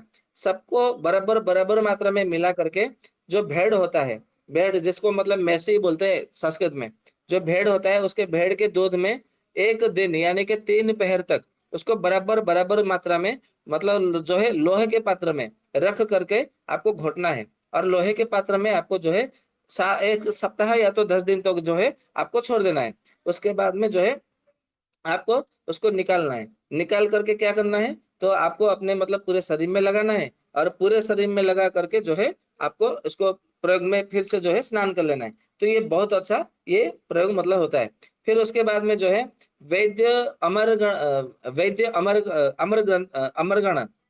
अमरगण करके मतलब एक ग्रंथ है। तो उसमें भी मतलब एक है कि त्रिफलादि प्रयोग ऐसा करके मतलब योग है। तो उसमें क्या मतलब कहा गया है, कहा जाता है कि त्रिफले को जो है आपको थोड़ा सा सरसों के तेल में मिला करके थोड़ा सा आपको जो है भून लेना है, लोहे के कढ़ाई में भून लेना है। जब वो पूरी तरह से भून जाएगा, उसके अपने पूरे शरीर में मतलब लेप लगाना है। लेप लगा करके आपको जो है थोड़ा समय जो है आपको मतलब छोड़ देना है। उसके बाद में हल्का गुनगुना पानी में आपको जो है स्नान कर लेना है। तो इससे क्या होगा, तो भ्राजक पित्त के विकृत होने के कारण जो लोग बोलते हैं कि मेरे कंधे में दर्द हो रहा है, मेरे पूरे शरीर में दर्द हो रहा है, सर्वांग शूल हो रहा है, तो उसमें ये बहुत अच्छा ये प्रयोग मतलब होता है। तो आप इसको यदि प्रयोग में लाएंगे तो निश्चित रूप से आपको मतलब प्रयोग बहुत अच्छा परिणाम मिलेगा। ठीक उसी तरह गद्य निग्रह में एक उद्वर्तन बताया गया है। उद्वर्तन का नाम है तुम्बर उद्वर्तनम, ऐसा करके मतलब कहा गया है। तो आपको मालूम है कि तुम्बर यानी कि तुम्बरों से ही आरंभ होगा। तो सबसे पहले तुम्बुरु लेना है, फिर सरसों लेनी है, कूठ लेना है, अश्वगंधा लेनी है, चित्रक का मूल का छाल लेना है, पटल पत्र लेना है, नीम का छाल लेना है, देवदारू लेना है, और जो काली तुलसी है वो लेनी है, और सफेद तुलसी भी लेनी है। संधा नमक लेना है, रसना लेना है, चोर पुष्पी लेना है, अनंत मूल लेना है, हरताल लेना है, मनसिला लेना है, बच लेना है, हल्दी लेनी है, दारू हल्दी लेनी है, और कटेली लेनी है। ये सबको बराबर मात्रा में सब में से ले करके आपको क्या करना है, ताजा तक्र में आपको एक दिन आपको घुटना है, मतलब पीसना है। और एक दिन यानी कि 3 पहर तक, 9 हरे तक जब पीसते पीसते जब पूरी तरह से 3 पहर बीत जाएगा, उसके बाद में आपको जो है आपको रख लेना है। फिर तक्र में ही मिला करके जो है इसको, यदि तक्र न मिले तो कच्चे दूध में मिला करके जो है आपको इसको पूरे शरीर में लेप लगाना है। तो जब आप उसका मतलब लेप लगाएंगे तो ये बहुत अच्छा ये परिणाम देता है। तो क्या परिणाम देता है, सबसे पहले भ्राजक पित्त को तो ठीक करता है, क्योंकि भ्राजक पित्त के विषय में चर्चा चल रही है। तो भ्राजक पित्त को तो ये ठीक करता ही करता है, और साथ में मतलब क्या करता है ना, और इसके साथ में जितने सारे जो रक्त दोष यदि मतलब होता है, तो रक्त दोष को भी ये पूरी तरह से ये ठीक कर देता है। इसके लिए आपको इसको प्रयोग में मतलब लेना चाहिए। उसके बाद में लेते हैं सारंगधर संहिता, तीसरे खंड यानी कि उत्तर तंत्र उत्तरखंड में 11वें अध्याय में ये बताया गया है। तो औषधि का योग का नाम है ताल का दिलेप। तो ताल का दिलेप यानी कि ताल यानी कि आपको पता है हरताल, मतलब निश्चित रूप से जहां पर शिला आएगा तो वहां पे मन शिला होगा। ताल यानी कि हरताल ही होगा निश्चित रूप से, इतना तो समझ में आता है सूत्र के आधार पर। तो यहाँ पे ताल यानी कि हरताल लेनी है। तो तल कौन सा वाला हरताल लेना है, तो जो पीली वाली बरकी हरताल है वो वाला लेना है। ठीक है, तो मतलब लेना है, एक मात्रा एक भाग लेना है। और शुद्ध बाकुची का चूर्ण लेना है, चार चार मात्रा, मतलब 4 भाग लेना है। दोनों को जो है गौमूत्र में पीस करके आपको रख लेना है। और दोनों को गौमूत्र में पीस करके रख लीजिए, और रख करके क्या करना है, आपको जब भी लगाना हो तो थोड़ा सा पानी में घोल करके मिला करके आपको प्रयोग में करना है। तो ये बहुत अच्छा प्रयोग मतलब मिलता है। तो भ्राजक पित्त को ये पूरी तरह से ये ठीक कर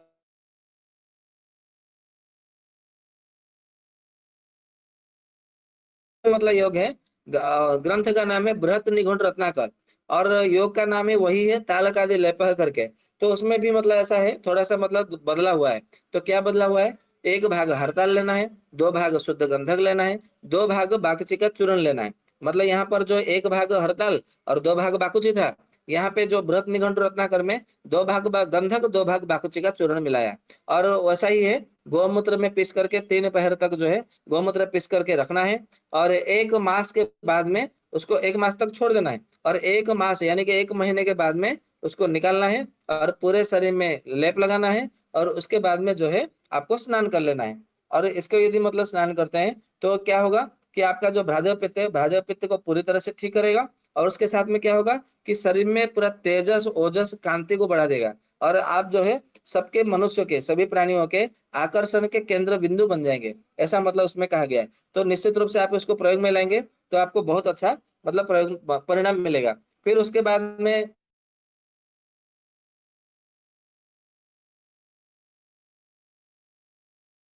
तो क्या है, तो जो नागरबेल होता है, नागरबेल यानी कि जो पान का पत्ता होता है, पान का पत्ता आपको लेना है, पीला पीला पत्ता।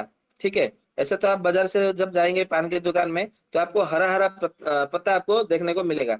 तो आपको वो हरा वाला पत्ता ला करके घर पे लेके आ जाइए, बहुत सारा पत्ता ला करके उसको एक कपड़े में थोड़ा सा कपड़े को गीला करके उसमें पान का पत्ते को रख दीजिएगा। और 2-3 दिन 4 दिन के बाद में देखेंगे तो जो सभी पत्ते हैं वो पीला हो जाएंगे। तो पीला मतलब पत्ता जो है उसको लेना है, और कूट लेना है, और हरिड़ा लेना है, मतलब हरितकी जो हरिड़ा बोलते हैं, तीनों को जो वजन में बराबर मात्रा में तीनों को लेना है, उसमें बिना पानी मिलाए, क्योंकि पान का पत्ते में बहुत सारा रस निकलेगा। यदि आवश्यकता पड़ेगी तो पानी मिलाना है, नहीं तो नहीं मिलाना है। तो पानी मतलब बिना पानी मिलाए या तो थोड़ा पानी मिलाए जो है इसको पूरे शरीर में आपको लेप लगाना है। तो लेप लगाने के बाद में जब ये सूख जाएगा तो उसके बाद में जो है आपको स्नान कर लेना है। केवल यदि इतना ही करते हैं तो भी ये बहुत अच्छा ये परिणाम देता है। तो आपको निश्चित रूप से आपको इसको करना चाहिए। फिर उसके बाद में क्या है, चरक संहिता में एक योग है, क्योंकि इतने सारे योग हम लेप ले रहे हैं तो चरक संहिता का नहीं लेंगे ये तो ऐसा तो नहीं हो सकता। तो चरक संहिता में चिकित्सा स्थान में देखेंगे 7वें अध्याय में, तो कुष्ठ रोगाधिकार में एक लेप बताया गया है। तो वो लेप जो है ना बहुत अच्छा प्रयोग, मतलब बहुत अच्छा परिणाम है। तो क्या है, बहुत अच्छा मतलब सस्ता योग है। तेज पत्ता लेना है, काली मिर्च लेनी है, और मनसेला लेनी है, और कशिश भस्म लेना है। सबको मतलब चारों को बराबर बराबर मात्रा में मिला करके रख लेना है, और सरसों के तेल में घोट करके तांबे के पात्र में 1 महीने के लिए आपको छोड़ देना है।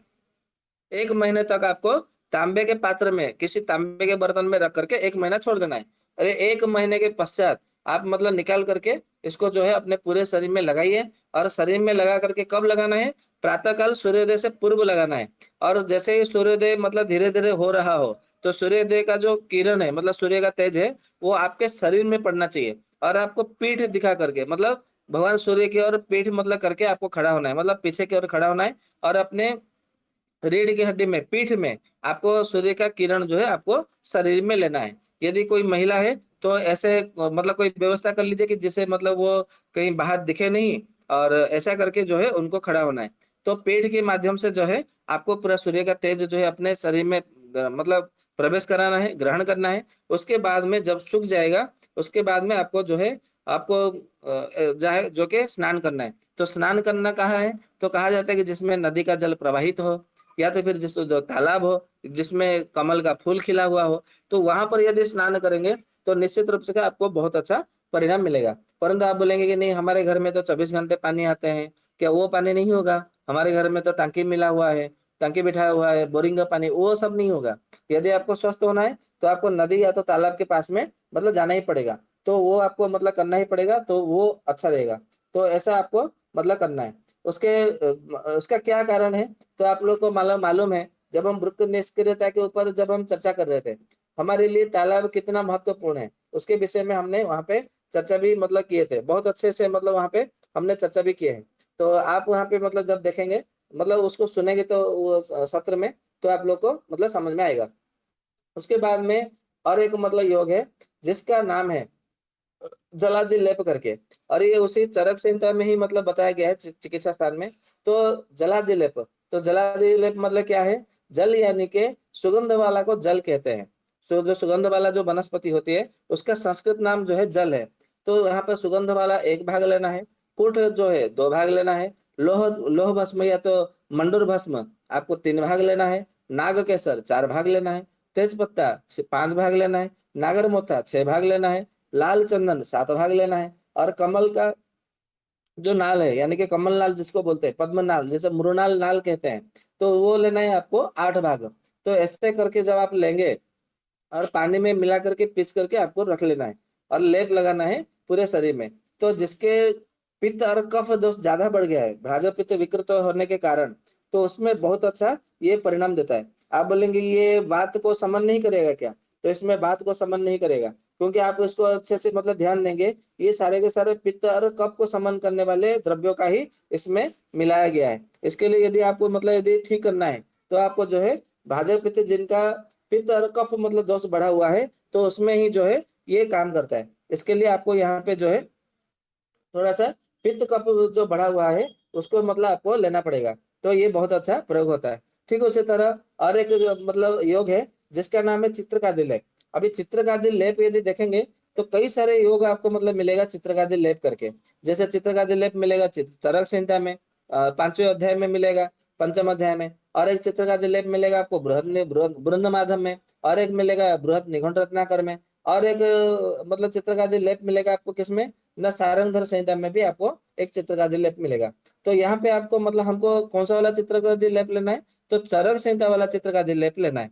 तो चरक संहिता में क्या क्या बताया गया है, तो चित्रक लेना है, इलायची का बीज लेना है, कंदूरी लेनी है जिसे बिम्बी कहते हैं, फिर वासा का छाल लेना है, निसोथ लेना है काला वाला, फिर आग के जड़ का छाल लेना है, और सौंठ लेना है जो कि दूध में उबला हुआ हो।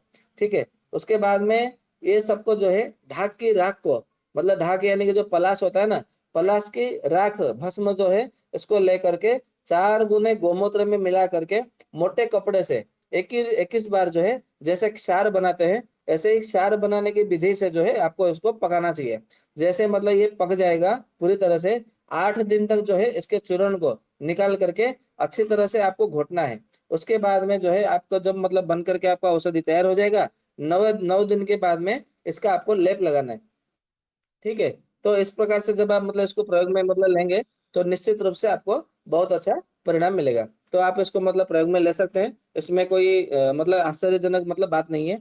मतलब आश्चर्य क्या, इसमें तो मतलब अच्छा ही अच्छा है, लाभ मतलब इसमें लाभ मतलब मिलता ही मिलता है। और एक मतलब औषधि का योग है जिसका नाम है चिंचा पत्र रस योग। तो ये चिंचा पत्र रस जो योग है, मतलब ऐसा नाम से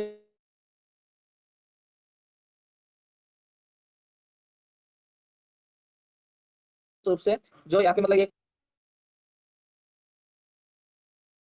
यानी कि इसमें कहा गया कि जो गुड़ है, केवल गुड़ और इमली के पत्ते का रस दोनों को मिला करके पूरे शरीर में आप जो है लगा दीजिएगा। मालिश नहीं करना है, केवल लगाना है। चिंचा यानी कि इमली के पत्ते को चिंचा बोलते हैं। तो गुड़ लेना है और इमली के पत्ते का रस दोनों को मिला करके अपने पूरे शरीर में लेप लगा देना है।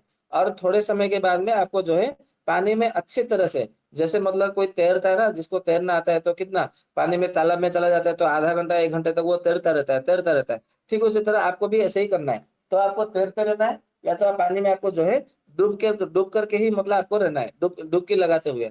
तो ऐसे जब करेंगे तो लगभग 1 महीना 1.5 महीने तक यदि करते हैं तो निश्चित रूप से आपको बहुत अच्छा परिणाम मिलता है। तो आप इसको मतलब करेंगे तो निश्चित रूप से परिणाम मिलेगा। ठीक उसी तरह एक ग्रंथ का नाम है योग तरंगिणी। तो उसमें योग तरंगिणी में एक आपको मिलेगा चंद्र सुरादि लेप करके, आपको एक लेप मिलेगा। तो उसमें क्या है, सबसे पहले चंद्रसूर है, चंद्रसूर लेना है, जिसे चंद्रसूर चंद्रसूर या तो फिर और क्या बोलते हैं, हालो हालिम ऐसा भी बोलते हैं, उसको नाम पंसारी के वहां मिलता है। तो चंद्रसूर लेना है, चंद्रसूर जिसको बोलते हैं।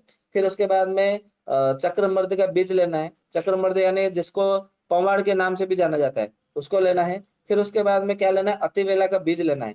ये तीनों को बराबर मात्रा में मिला करके चूर्ण बना करके रख लेना है। मैं फिर से बता देता हूँ, चंद्रसूर का बीज लेना है, और चक्रमर्द का बीज लेना है, और अतिबला का बीज लेना है।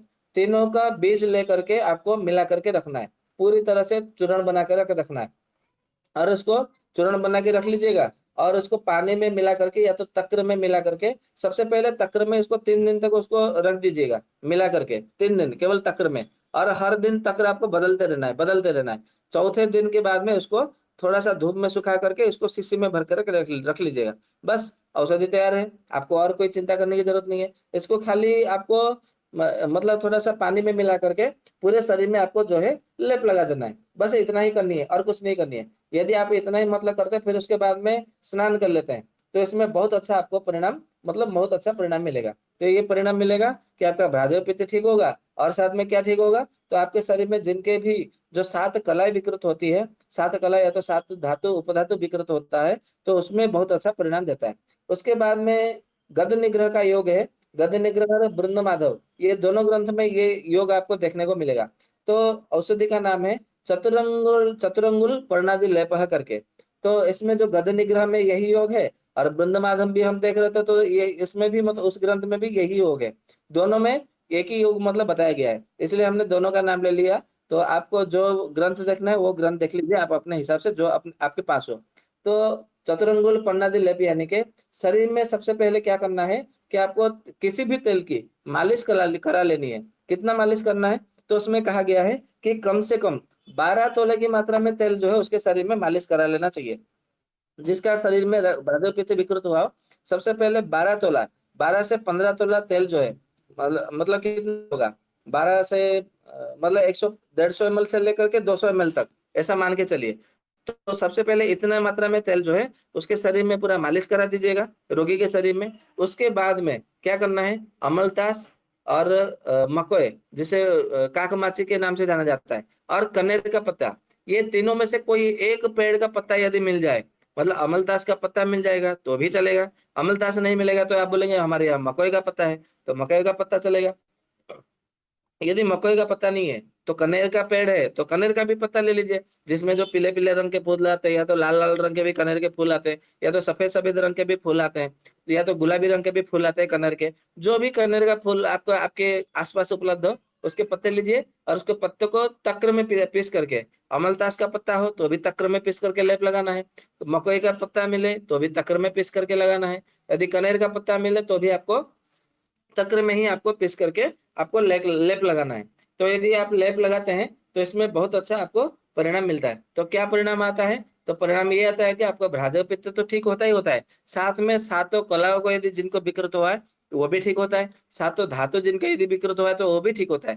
परंतु सातों धातु भ्राजक पित्त के कारण यदि विकृत हुआ तो ठीक होगा, भ्राजक पित्त यदि सही होगा, यदि सातों धातु विकृत होंगे, मतलब यदि धातु क्षीण होगा या तो धातुओं के क्षय होंगे, तो ये लेप लगाने से ठीक नहीं होगा, ये भी बता देते हैं। नहीं तो आपको लगेगा अरे ये तो बहुत सरल योग है, सस्ता योग है, अभी भाजपा पित्त विकृत हुआ है नहीं या नहीं पता नहीं, परंतु हमें तो स्वप्न दोष हो रहा है, चलो ये लेप लगाते हैं। तो आपको ये लेप से कोई परिणाम नहीं मिलेगा। वो तो केवल आपको, हाँ ऐसा हो सकता है आपने लेप लगाया तो भ्राजक पित्त के उसके ऊपर प्रभाव पड़ेगा, धातु के ऊपर प्रभाव पड़ेगा, परंतु वो आपको रोग ठीक होगा कि नहीं इसमें संदेह है, इसमें कुछ कह नहीं सकते। आपको कुछ ना कुछ परिणाम तो अवश्य मिलेगा, कुछ ना कुछ प्रभाव आपको देखने को अवश्य मिलेगा। उसके बाद में आगे बढ़ते हैं कि चक्र मर्दादि लेप करके एक योग है, चक्र मर्दादि लेप। तो चक्र मर्दादि लेप करके आपके देखेंगे आयुर्वेद ग्रंथों में चार चार प्रकार के लेप इसमें मतलब बताया गया है योग में। तो सबसे पहले बताया गया है रसेंद्र सार संग्रह, जो कि एक उत्कल के बहुत बड़े वैद्य हुए, उन्होंने मतलब ये योग बताया है, ठीक है। और एक ग्रंथ है रसेंद्र चिंतामणि, उसमें भी मतलब ये एक प्रकार का चक्र मर्दादि लेप है।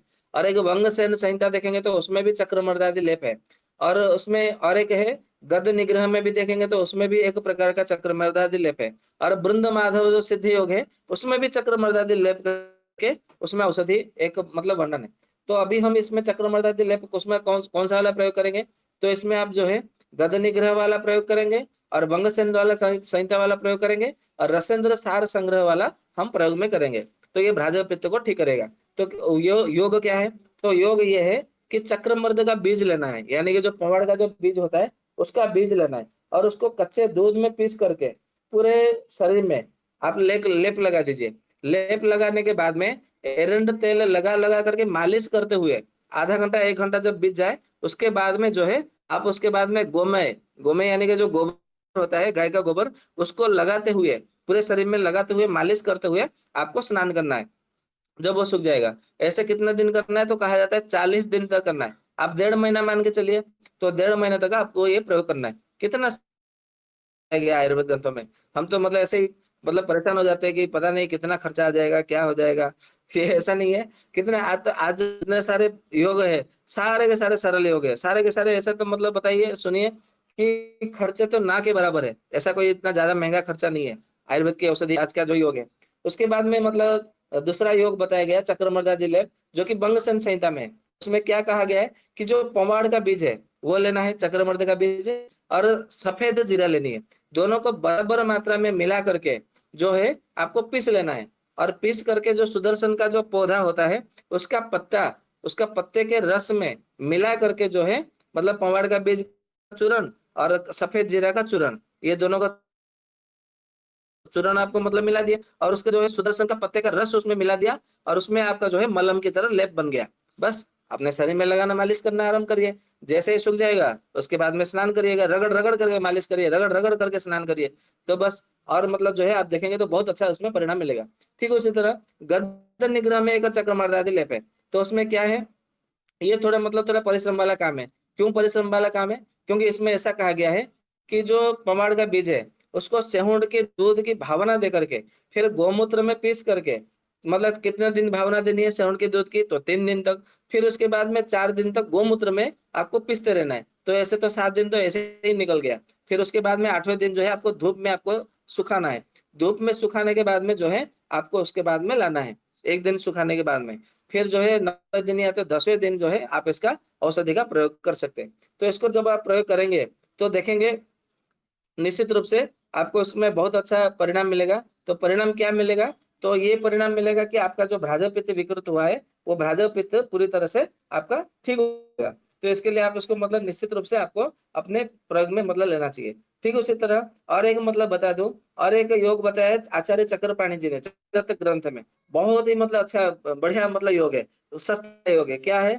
उन्होंने कहा है कि गौमूत्र और गोबर मतलब जो गाय का गोबर और गाय का गोबर मूत्र ये दोनों को जो है आपको मतलब मिला करके आपको लगा लेना है अपने शरीर में, ठीक है? और जैसे ही मतलब आपको जो मतलब सूख जाएगा, उसके बाद में जो है आपको स्नान कर लेना है। कितना बढ़िया योग है। तो आप इसको मतलब लेंगे, तो प्रयोग में करेंगे तो निश्चित रूप से आपको परिणाम बहुत अच्छा मिलेगा। तो आप इसको मतलब निश्चित रूप से आपको प्रयोग में लेना चाहिए। फिर उसके बाद और एक बात बता दूँ, भ्राजक पित्त में जितने सारे जो प्रयोग बताए जाते हैं, वो सब अधिक मात्रा में आप देखेंगे तो गोमूत्र के ऊपर मतलब बहुत सारा प्रयोग बताया गया है। तो आप गोमूत्र का यदि प्रतिदिन सेवन करते हैं या तो फिर गोमूत्र का सेवन भी ना करें तो यदि गोमूत्र और गोबर मिला करके यदि स्नान भी करते हैं, आपका भ्राजक पित्त विकृत नहीं होगा।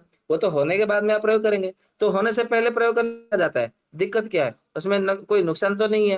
और ऐसे भी मतलब कोई गौशाला बच जाएगा, आप गोमूत्र, गोबर यदि उनसे खरीद लेंगे तो। इससे आपको भ्राजक पित्त भी ठीक रहेगा और गौशाला भी चलने लगेगा। गौ माता के लिए एक प्रकार से सेवा भी हो जाएगी।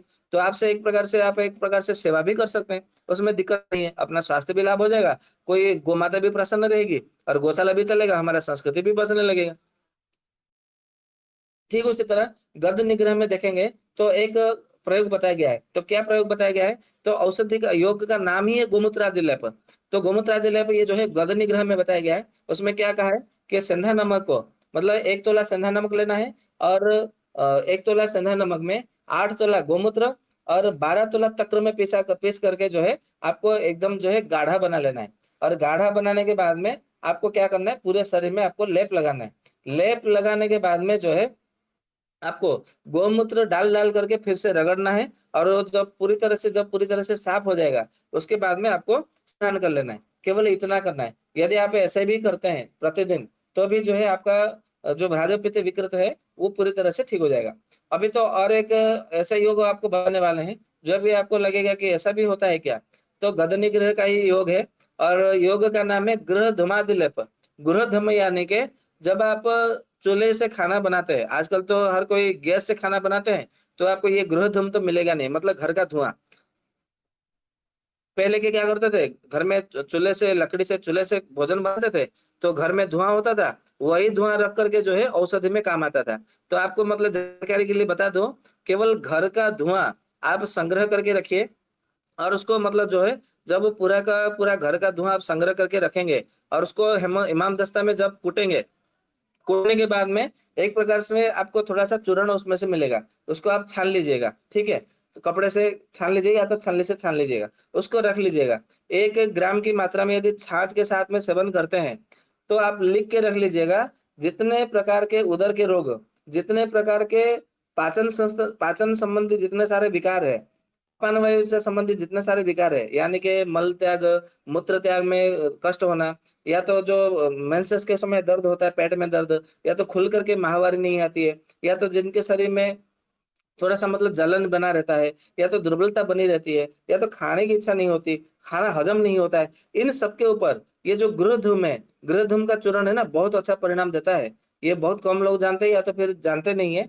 तो आजकल तो ये संभव नहीं है क्योंकि ये तो जो चूल्हा है वो उसको तो उठा दिया गया। परंपरा को, संस्कृति को नष्ट कर दिया गया। अब ये गैस से खाना बनाते हैं तो उससे आपको घर का धुआँ कहाँ से मिलेगा? हाँ, जब आप उसमें छौंक लगाएँगे, तेल में तड़का लगाएँगे, तो वो धुआँ नहीं होता है। वो तो एक प्रकार से क्या बोलते हैं उसको? वो तो जो तड़का लगाते हैं, तड़का का वो थोड़ा मिर्च का सुगंध, वो मिर्च का गंध है, वो धुआँ नहीं होता है। तो घर का यदि धुआँ चाहिए, तो आपको अपने घर में प्रतिदिन अग्निहोत्र करना पड़ेगा। तो अग्निहोत्र करने के बाद में वो जो धुआँ निकल करके आपके घर में चारों ओर लगेगा, दीवारों पर, छत पे, उसको आपको संग्रह करके रखना पड़ेगा। और रख करके जब बहुत ज़्यादा घर का धुआँ आपको प्राप्त हो जाएगा, फिर उसको कूट करके आप उसको जो है आपका चूर्ण बना करके आप उसको सेवन कर सकते हैं। तो ये बहुत अच्छा प्रयोग है। परंतु आप इसमें देखेंगे घर का धुआं मैं कैसे खाऊँ? ऐसे घृणा भाव से, द्वेष भावना से मत खाना। यदि आपको श्रद्धा भाव से खाना है तो आपको फायदा करेगा, ऐसे भी तो फायदा करेगा ही करेगा, ऐसा नहीं है कि फायदा नहीं करेगा, लेकिन घृणा भाव से नहीं सेवन करना, करना है तो अच्छे से मतलब उसको सेवन करना है, तो वो बहुत अच्छा आपको मतलब परिणाम देगा। फिर उसके बाद में एक औषधि और एक योग है जिसका नाम है गुड़ुच्यादि लेप। गुड़ुच्यादि लेप है, आपको पता है कि ये गुड़ुच्यादि यानी के माध्यम से मतलब है, गुड़ुच यानी कि गिलोय। तो ये ग्रंथ का नाम है योग रत्नाकर, और इसको बताया गया है श्रीपद रोगाधिकार में। श्रीपद यानी कि जो हाथी पांव हो जाता है, जिसे एलिफेंट फिट ऐसे मतलब करके कहा जाता है, उसमें वर्णन है। तो वो योग तो आप बोलेंगे कि ये तो हाथी पांव वाला योग हमको भ्राजोपित्त में बता रहे हैं, क्योंकि ये भ्राजोपित्त को ठीक करता है, भ्राजोपित्त में काम करते हैं, इसलिए बता रहे हैं। आप ये मत सोचे कि भ्राजोपित्त यानी कि इसका कोई अलग से ही मतलब औषधि होगा, ऐसा नहीं है। आयुर्वेद की एक एक औषधि जो है अनेक अनेक रोगों पर काम करता है, हमें केवल उसके गुणों को समझना है, उसकी गुणवत्ता को समझना है, उसके जो प्रयोग है और उसके लाभ जो है उसको समझना है, उसको ध्यान से देखना है। तो आप देखें जो श्रीपद रोगाधिकार में बताया गया योग रत्नाकर में, तो क्या योग है, गुड़ुच्यादि लेप है, और उसमें क्या क्या है, तो गिलोय है, कुटकी है, सौंठ है, देवदारू है और वायु वेडंग है, बस इतना ही है और कुछ नहीं है। ये 5 चीजों को बराबर मात्रा में लेना है और गौमूत्र में पीस करके आपको लेप लगाना है। लेप यानी कि पूरे शरीर में, जैसे हम हल्दी लगाते हैं, जैसे आप लोग क्या बोलते हैं, स्वेर जल लगाते हैं ना स्नान करने से पहले, नहाने से पहले, आजकल तो फैशन बन गया है, स्वेर जल, साबुन और क्या क्या पता नहीं वो क्या क्या लगाते हैं, वो तो हम लगाते नहीं, तो उसका नाम भी हमें नहीं आता। तो बस इतना ही है, लगा करके जो आप स्नान करते हैं, तो इसको लगाकर आप स्नान करिएगा, तो भ्राजोपित्त विकृत है तो भ्राजोपित्त को पूरी तरह से ठीक कर देगा। कितना बढ़िया बात है। तो ये सब मतलब इतना सारा बहुत कुछ था। अभी समय तो काफी हो चुका है, आप लोगों के प्रश्न रह जाते हैं, कल किसी का प्रश्न रह गया था, तो मैं अपनी वाणी को यहीं पे विराम देता हूँ। ऐसे तो बताने के लिए और भी बहुत सारा योग है, हम अगले चर्चा में फिर बहुत सारे मतलब योग आपको निकाल कर आएंगे।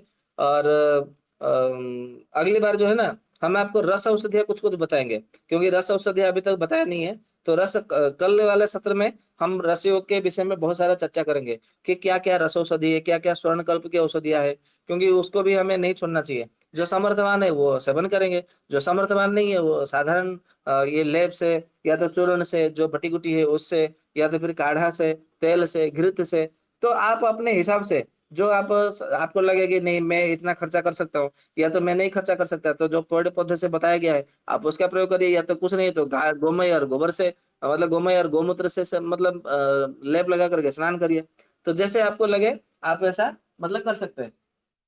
ठीक है, तो अपनी वाणी को यहीं पर विराम देता हूँ। आप लोगों का किसी के मन में कोई शंका हो या प्रश्न हो तो उपस्थापना करें, क्योंकि 9 बजे तक जो है सत्र को विराम दे दिया जाएगा।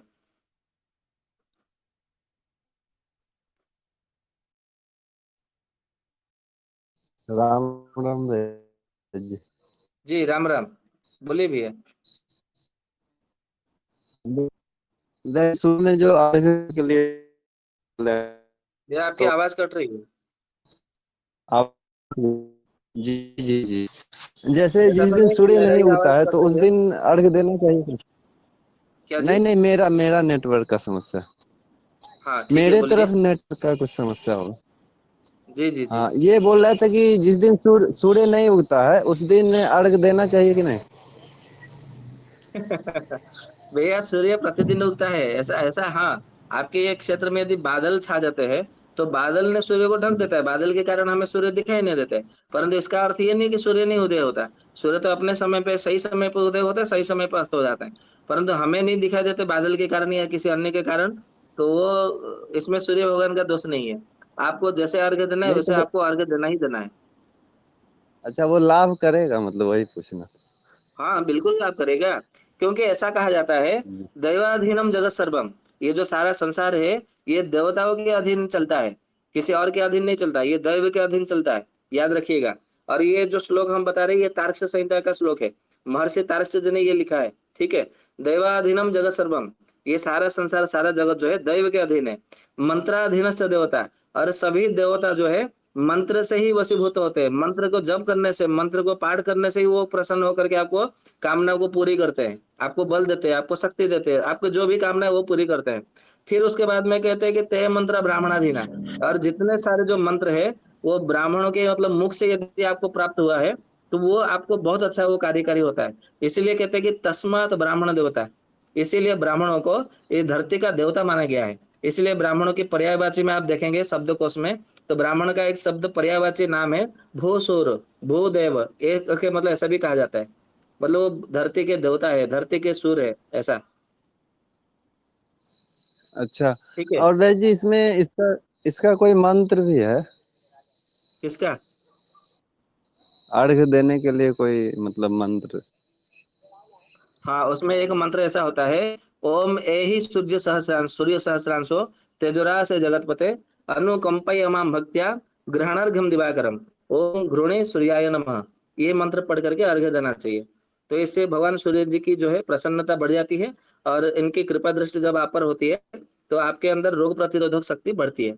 जैसे कि मतलब आज ऋग्वेद के मंत्र में आज हमने मतलब देखा कि उसमें सूर्य भगवान से क्या आता है, बल आता है, पराक्रम आता है, प्रकाश यानी कि तेज प्राप्त होता है, और आकर्षण भी बढ़ता है।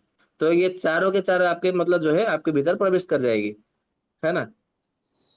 जी वैद्य जी। जी वैद्य जी, बहुत बहुत धन्यवाद। जी। नमस्ते वैद्य जी। और किसी के मन में कोई प्रश्न है, शंका है? जी नमस्ते वैद्य जी, मेरे मन में शंका है जी, एक। नमस्ते। जी, अ, वैद्य जी आपके आपने शंका कहा है या कि प्रश्न माला है? शंका है। ऐसा है कि अभी आरंभ में जो आपने कहा था कि जिन व्यक्ति को खट्टे खाने की अधिक प्रेरणा जब उसके मन में भावना आती है तो उनका भ्राजक पित्त विकृत होने वाला जी है, ऐसा आपने कहा। तो अगर यदि जी। किसी व्यक्ति के मन में आंवला खाने की अधिक इच्छा महसूस हो मन में, तो क्या होगा? उनका भ्राजक पित्त विकृत होना माना जाएगा, सही है या कोई दिक्कत नहीं है? नहीं, आंवला खाने की इच्छा होती है तो आंवले को अमृत फल माना जाता है ना। तो यदि कोई अमृत खाने खाने की इच्छा करता है तो इसका अर्थ है कि उसके ऊपर देवताओं की कृपा है, परमात्मा की कृपा है, और उसका बात पित्त कब धीरे धीरे सब सही हो रहा है। ये तो खुशी की बात है, मिठाई बांटना चाहिए उसको तो। ठीक है, लेकिन आंवले में भी तो अम्ल रस होता है ना? क्या बोले भैया?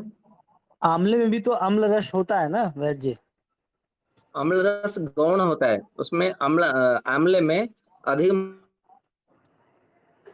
है, उसमें मधुर आवाज रस भी कट गई। होता है, अम्ल रस भी होता है। हाँ जी। अधिक रस क्या होता है? आवाज कट गई थोड़ी, एक बार बता दीजिए अच्छे से। आंवला आंवला में मधुर रस, अम्ल रस भी होता है, परंतु वो कषाय रस प्रधान है। मधुर रस और अम्ल रस उसमें गौण है। तो जिसमें जो रस गौण होता है उसे उस रस का नहीं माना जाता, उसको गिनती में नहीं लिया जाता। तो कषाय रस प्रधान है, तो वो कषाय रस के अंतर्गत ही आता है आंवला।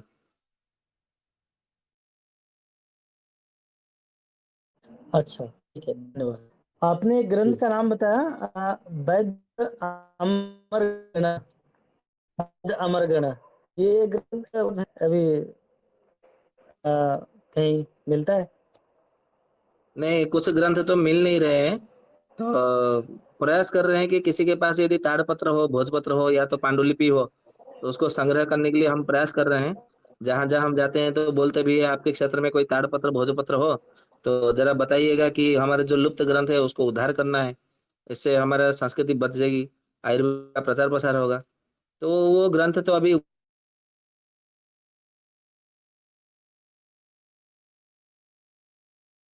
और कुछ नहीं। जैसे अभी हमने बता दिया, आपने लिख करके रख दिया किसी चौपड़ी में, जी जी। है ना। तो फिर आप आगे बताएंगे, फिर वो भी ऐसे चौपड़ी में लिख के भेज देंगे, मतलब आगे बढ़ाएंगे। तो जो जो उपलब्ध ग्रंथ नहीं है, फिर भी उसके कुछ कुछ सूत्र हमें उपलब्ध हो रहा है, या तो कुछ योग हमें प्राप्त हो रहा है, तो उसको लिख करके रखना ये बड़ा बुद्धिमान का काम है, ऐसा हम समझते हैं।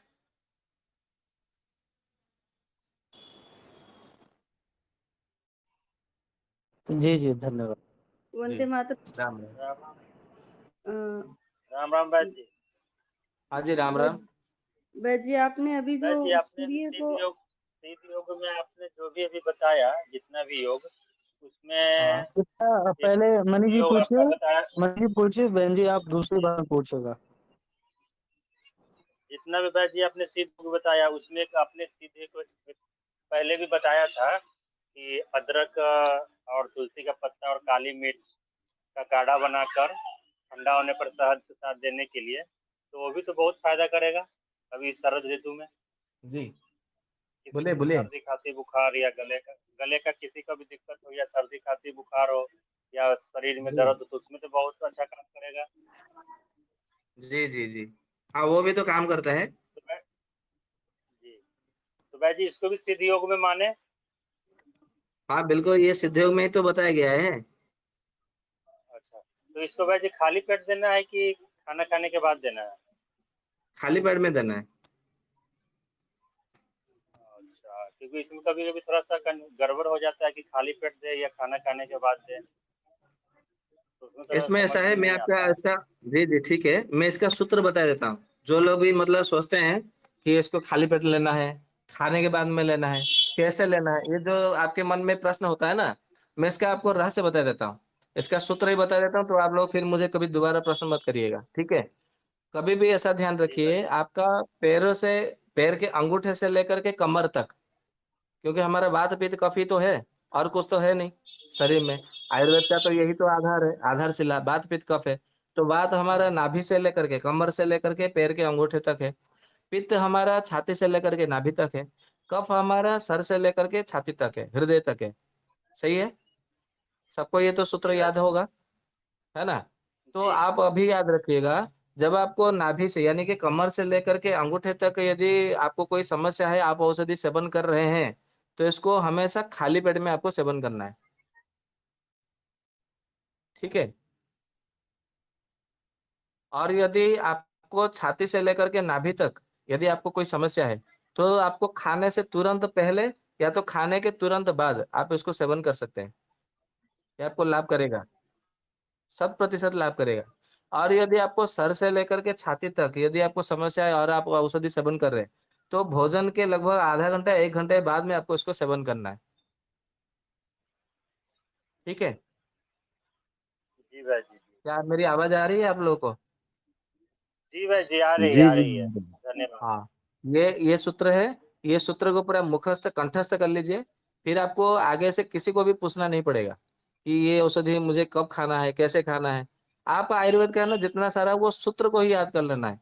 सूत्र को याद कर लिए तो बस आपका सारा काम मतलब हो जाएगा। एक ही सूत्र सभी रोगों में, सभी चिकित्साओं में लगभग ये काम कर जाता है। हाँ, कभी कभी कुछ कुछ रोग हो जाते हैं जो कि उसमें मुहर मुहर औषध लेना होता है, सग्रास, अधग्रास, ऐसे मतलब हो जाता है। इसके विषय में कभी एक दिन एक चर्चा कर लेंगे कि औषधि कैसे ग्रहण करना है, कैसे संग्रह करना है रोगों के अनुसार, वो हम कभी बता देंगे, ठीक है। परंतु सभी प्रकार के रोगों में मुख्यतः ऐसे ही उसका मतलब सेवन की विधि होती है, साधारणतः। और किसी का कोई शंका है मन में, या फिर सत्र को विराम देते हैं? जी राम राम। हाँ जी, राम राम। आपने अभी जो सूर्य को अर्घ देते समय जो मंत्र बताया था वो कहीं लिखा हुआ या कहीं कोई ग्रुप में कहीं तो मिलेगा क्या? मीन्स वो इतना जल्दी तो लिख नहीं पाई थी। कोई बात नहीं, हम इसमें टेलीग्राम ग्रुप में हमको लिख कर भेज देंगे, आप वहां से पढ़ लीजिएगा, ठीक है। ओके, बहुत बहुत धन्यवाद। जी जी, राम राम। ठीक है, तो गुरु जी नमस्ते। जी, हाँ तो जी हम नमस्ते। सब जाएंगे। गुरु जी, रसोई जैसे गुरु जी जैसे सूर्य निकलने के बाद हम लोग अर्घ करते हैं, मतलब जैसे अभी हम हमारा जो सुबह उठने का रूटीन है 4 बजे, तो 4 बजे कर सकते हैं सूर्य भगवान को जल चढ़ा? नहीं, सूर्य अर्घ्य जो देने का जो विधान है वो ऐसा है कि इसको तो हम दिनचर्या के ऊपर जाएंगे तो उसको अच्छे से मतलब आपको बता पाएंगे, परंतु अभी इतना बता देते हैं संक्षेप में कि सूर्य उदय से लगभग 12 मिनट पहले, मतलब आधा घंटी से पहले लेकर के सूर्योदय के आधा घंटी यानी कि 12 मिनट तक, वो जो समय होता है वो संध्या वंदन का होता है, प्रातः संध्या वंदन का समय होता है। उस समय सूर्य भगवान को अर्घ्य नहीं देना चाहिए, ठीक है। उसके बाद में मतलब मान लीजिए कि आपके वहां 6 बजे सूर्योदय हुआ, तो आपको उसके 12 मिनट बाद यानी कि 15 मिनट के बाद में आपको अर्घ्य देना है, यानी कि 6:15 के बाद आप अर्घ्य दे सकते हैं। ये उसका अर्घ्य देने का समय होता है।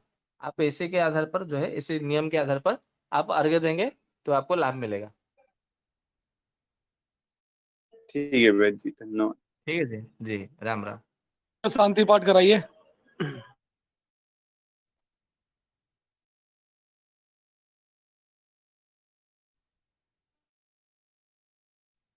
जी। तो वैद्य जी का बहुत बहुत आभार और धन्यवाद, और आप सभी श्रोतागण का भी बहुत धन्यवाद।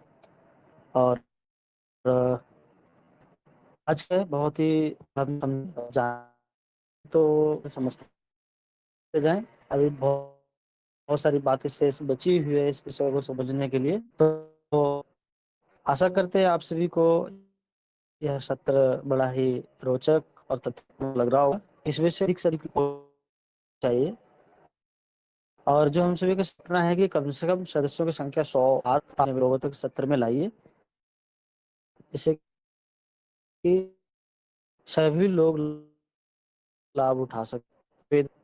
तो भाई अरुण जी पाठ करें। ओम सादर नमस्ते आप सभी को। आइए हम ईश्वर स्तुति प्रार्थना करते हुए शांति पाठ का और सत्र का समापन करेंगे। ओम यो भूतं च भव्ये च सर्वं यस्य अधितिष्ठति स्वर्यस्य च केवलं तस्मै ज्येष्ठाय ब्रह्मणे नमः। तस्मै ज्येष्ठाय ब्रह्मणे नमः। ये हम आरंभ करते हैं शांति पाठ। ओम धू शांतिरंतरिक्षः शांतिः पृथिवी शांतिरापः शांतिः औषधयः शांतिः वनस्पतयः शांतिः विश्वदेवः शांतिः ब्रह्म शांतिः सर्वशांतिः शांतिरेव शांतिः शाम शांतिरेधि।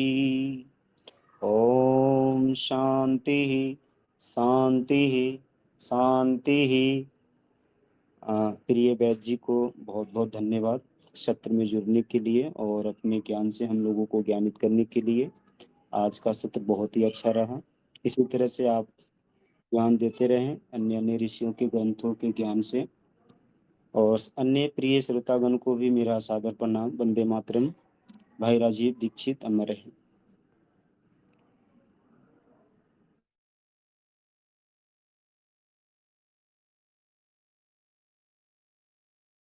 सबका भ्राजपति कभी विकृत परमात्मा से प्रार्थना करते हुए आप सबसे विदा लेते हैं। धन्यवाद आप सबका। शुभ रात्रि।